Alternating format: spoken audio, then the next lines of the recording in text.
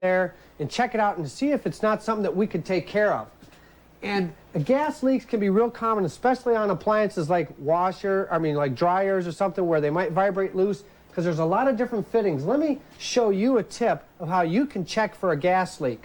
Right here is a good, nice example of a flared fitting, and what we do is, the general gas leak test is get a little bit of water and use some dish soap like Palmolive or something like that, whatever you're dishwashing, something that's going to bubble up. And you get a little paintbrush like this and brush it on there and see if it bubbles up.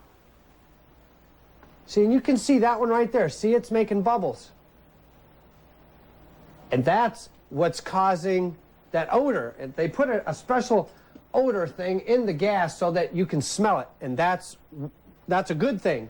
What we need to do is do the soap test and find out where our little leak is and simply tighten it up. A lot of times these fittings will just come loose, especially like on dryers and stuff. Go back again, retest it, see if it's stopped. If not, give it one more crank, tighten it up, and that should solve your problem.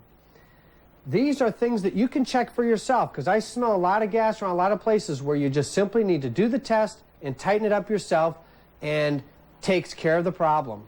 So as you're closing up for the winter and getting ready for the snowy days, stay safe and keep after those little details. For the News Beat Saturday, I'm Dale Cranston. You can also write to Dale here at the WDIV studios. The address is on your screen.